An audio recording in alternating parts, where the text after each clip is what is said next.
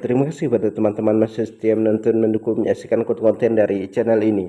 Mudah-mudahan kabar sahabat muslim di sini selalu dalam lindungan Allah Subhanahu wa taala. Amin ya rabbil alamin. Jadi Pendeta Isra Soru ini menanggapi pernyataan Dr. Zakir Naik. Tapi kalau rasanya dia menanggapi pernyataan Dr. Zakir Naik, ini bedanya itu antara langit ketujuh dengan bumi. Bukan langit ya, tapi ini langit ketujuh dengan bumi. Di mana dia mengatakan kalau pertanyaan ini sering diajukan kepada orang bodoh. Dr. Zakir Naik pernah mengatakan kalau ada Yesus mengatakan, "Akulah Tuhan, sembahlah aku," maka di saat itu Dr. Zakir Naik murtad.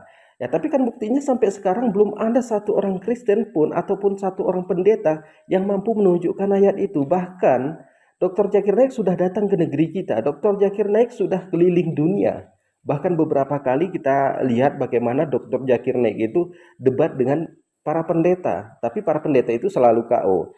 Jadi mungkin si Pendeta Isra Soru ini merasa hebat mau menanggapi pernyataan seperti ini dan menunjukkan hal bodoh, ataupun dia ini sudah menemukan bahwa ada ayat di dalam Alkitab kalau Yesus itu benar-benar Tuhan. Jadi sebelum kita lanjutkan, silahkan tekan tombol subscribe-nya, bunyikan tanda loncengnya, dan silahkan dibagikan videonya. Selamat menyaksikan anak Tuhan sebagai penebus dosa mereka. Itu bukan ucapan dari Yesus, tapi ucapan dari para rasulnya. Jadi apakah ada di dalam Alkitab itu Yesus mengatakan dirinya Tuhan? Sekarang bisa kita lihat bagaimana Yohanes 13 ayat 13.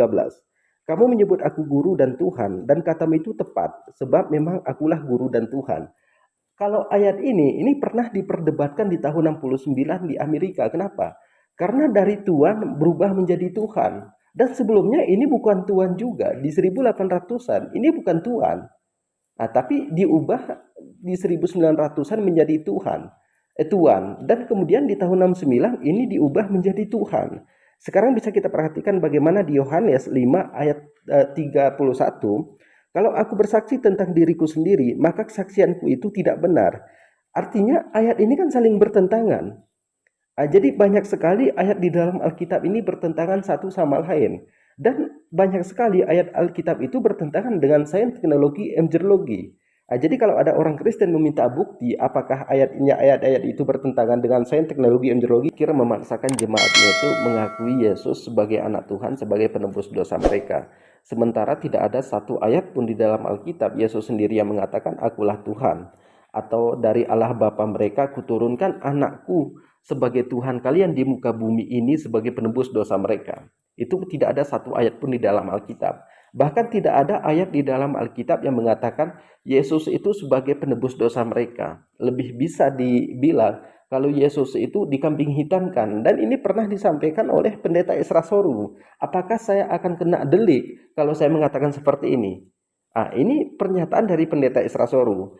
Jadi Pendeta Isra Soru mengatakan, contoh, saya punya teman, kemudian temannya ini membuat masalah dan temannya ini harus dihukum. Tapi dia tidak mau temannya ini dihukum.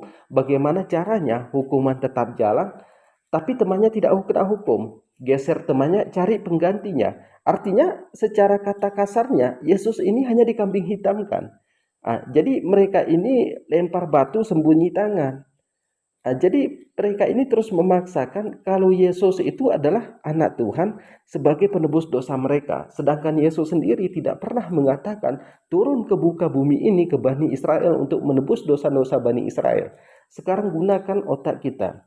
Kalau Yesus itu sebagai penebus dosa mereka, apapun kesalahan mereka ditanggung oleh anak Tuhannya. Ini masuk akal enggak? Semua kesalahan kita, dosa kita itu ditanggung oleh Yesus. Itu benar enggak? Jadi ketika kita berpikir itu, otak kita itu jangan di-off-kan. Jadi ketika kita berpikir, otak kita itu harus ada powernya. Jadi kan kalau mereka ini memaksakan diri bahwa Yesus itu adalah sebagai penebus dosa mereka. Jadi ini namanya cacat di dalam berpikir karena tidak menggunakan otaknya. Jadi kepada teman-teman mungkin cukup sekian. Assalamualaikum warahmatullahi wabarakatuh.